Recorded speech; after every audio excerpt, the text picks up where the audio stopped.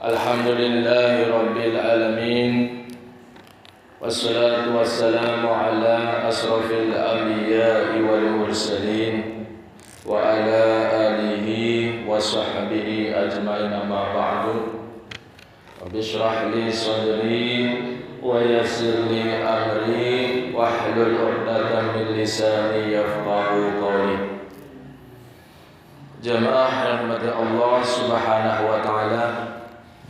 Alhamdulillahi Rabbil Alamin. Mudah-mudahan semua amal ibadah kita diterima olehnya. Amin ya Allah ya Rabbal Alamin. Salawat serta salam kita tujukan untuk junjungan kita Nabi besar Muhammad sallallahu alaihi wasallam. Mudah-mudahan kita mendapatkan syafaatnya beliau. Amin ya Allah ya Rabbal Alamin. Bapak Ibu yang dirahmati Allah Subhanahu wa taala, minggu yang kedua tematik hadis. Ya Bu, saya nanya nih Bu, udah hafal ya. Saya coba ngambil tema yang kami ambil dari Irsyadul Ibad. Terjemah Irsyadul Ibad mengenai penganiayaan. Apa tuh? Penganiayaan.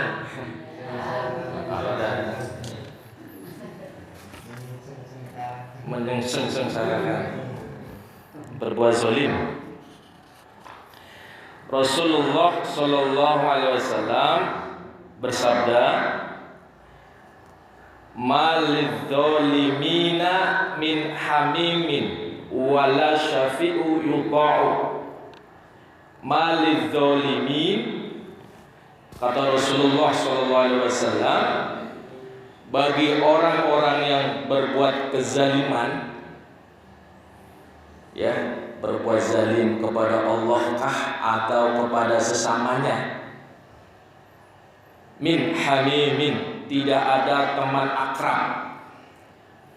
Wala syafi'u yuta, dan tidak ada pembela yang dapat diterima.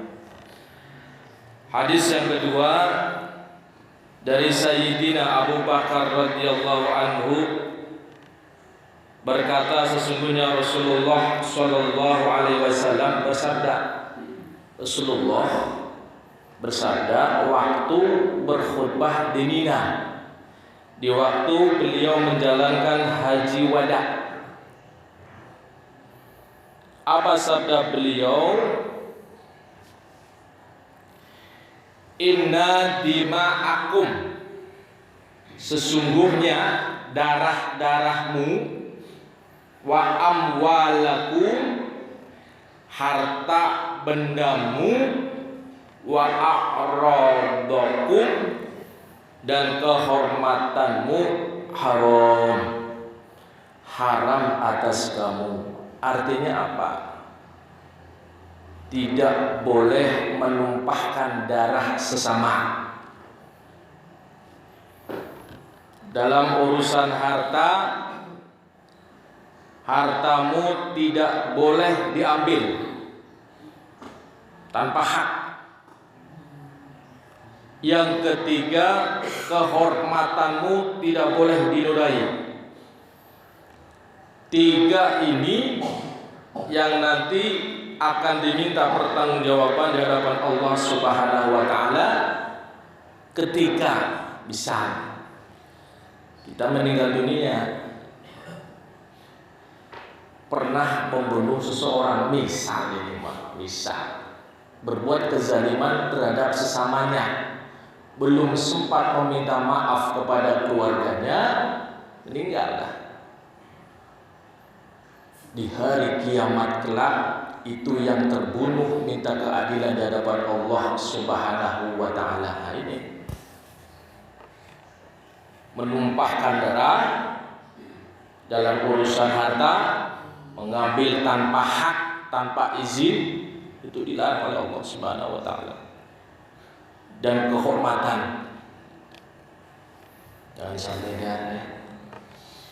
3 hal ini jangan sampai. Kehormatan tetangga kita, ayo kita jaga. Apa kata Rasulullah Sallallahu Alaihi Wasallam? Dan kamu wasatal kauna rabbakum, karena kamu akan bertemu dengan Tuhanmu. Fayas alakum an a'malikum, kata Rasulullah Sallallahu Alaihi Wasallam. Lalu kamu akan ditanya tentang perbuatanmu. Ada tidak? Semua tindak tanduk kita, tingkah laku kita akan ditanya di hadapan Allah Subhanahu wa Ta'ala. Makanya ayo usahalah, kita usahakan berbuat kebaikan. Lantas Rasulullah Sallallahu Alaihi Wasallam berpesan, ala fala tarji'u ba'di kufuran. Oleh karena itu, janganlah kamu kembali menjadi orang yang kafir setelah aku meninggal. Kata Rasulullah SAW dalam sabda selanjutnya, yadribu ba'dukum qala ba'din. Kata Rasulullah, di mana sebagian kamu akan berbuat kezaliman terhadap yang lain. Ini prediksi Rasulullah SAW. Makanya jangan heran kalau ada orang nggak senang sama kita. Begitu kehidupan itu. Tinggal kita ketika kita dizalimi itu memaafkankah atau tidak. Ketika kita bisa memaafkan, itulah hati yang mulia di hadapan Allah Subhanahu wa Ta'ala. Mudah-mudahan kita terzalimi misal sudahlah kita maafkan, itu aja udah. Mudah-mudahan ini dicatat oleh Allah lebih pahalanya. Kalau orang yang punya salah sama kita misal wajar, tapi kalau dia punya salah kita memaafkan, itu kan beda, luar biasa. Hadis yang ketiga, Abu Dzar radhiyallahu anhu berkata, Rasulullah sallallahu alaihi wasallam bersabda tentang apa yang diriwayatkan dari Tuhannya, hadis qudsi. Ya ibadi, wahai hamba-hambaku, inni haramtu dzulma ala nafsi, sesungguhnya aku mengharamkan kezaliman ala nafsi, atas diriku. Jangan sampai kita berbuat kezaliman kepada Allah. Disuruh sholat, oh enggak. Suruh zakat, enggak. Suruh sedekah, enggak mau. Suruh baca Quran, enggak mau. Enggak pernah ibadah. Suruh menyembah kepada Allah, durhaka kepada Allah. Ini kezaliman kepada Allah Subhanahu wa Ta'ala. Lantas Allah Subhanahu wa Ta'ala melanjutkan, faja'alathu bainakum muharraman fala tazalamu, dan aku jadikan kezaliman di antara kamu itu diharamkan, sesama manusia pun dilarang kita berbuat kezaliman. Saya pernah menyampaikan, mohon maaf ini yang pernah Jumatan di Alisa saya sampaikan lagi, bahwa kezaliman itu ada 3. Kezaliman yang akan diampuni oleh Allah Subhanahu wa Ta'ala. Yang kedua, kezaliman yang tidak Allah biarkan. Dan yang ketiga, kezaliman yang tidak bakal Allah ampuni, kezaliman yang Allah bakal ampuni, dan kezaliman yang Allah tidak biarkan. Yang bahaya itu kezaliman kepada sesama. Makanya Rasulullah SAW di saat kita meninggal dunia kita masih bersangkut paut dengan sesamanya. Kita pernah berbuat kezaliman, pernah menghina, pernah mencaci, pernah menyakiti tanpa kita minta maaf. Sampai ajal menjemput kita nanti di hadapan Allah Subhanahu wa taala, orang yang terzalimi itu minta keadilan di hadapan Allah Subhanahu wa taala. Makanya sering saya sampaikan bahwa kata Rasulullah sallallahu alaihi wasallam, nanti di hari kiamat meninggal dunia pahalanya banyak. Pahala haji, pahala sholat, pahala infaknya, sedekahnya, dermawan. Namun sayang pernah berbuat kezaliman yang belum sempat ia minta maaf. Akhirnya apa? Menjadi orang yang bangkrut kata Rasulullah sallallahu alaihi wasallam, karena banyak sekali orang yang meminta keadilan kepada Allah Subhanahu wa taala, orang yang pernah terzalimi. Jemaah rahmati Allah Subhanahu wa taala, hadis yang keempat dari Ibnu Umar radhiyallahu anhu berkata, Rasulullah sallallahu alaihi wasallam bersabda, "Ittaquz zulma fa inna zulma zulumatun yaumal qiyamah." Rasulullah pesan, berhati-hati kamu dari berbuat kezaliman, penganiayaan, penganiayaan. Nggak lurus ya. Penganiayaan. Kata Rasulullah sallallahu alaihi wasallam, fa inna zulma zulumatun yaumal qiyamah. Sesungguhnya berbuat kezaliman itu akan membuat kegelapan di hari kiamat, bakal jadi repot dah. Makanya jangan sampai dah ya. Kita jangan sampai berbuat kezaliman kepada Allah ataupun berbuat kezaliman kepada sesamanya ya. Kemudian dalam Sayyidah Aisyah radhiyallahu anha dan Sa'id bin Zaid berkata, Rasulullah sallallahu alaihi wasallam bersabda, "Man zalama qayda shibrin minal ardi tuwiqahu min sab'i ardin." Barang siapa yang menganiaya sejengkal tanah. Sama manusia hidup ya, urusan tanah itu sensitif.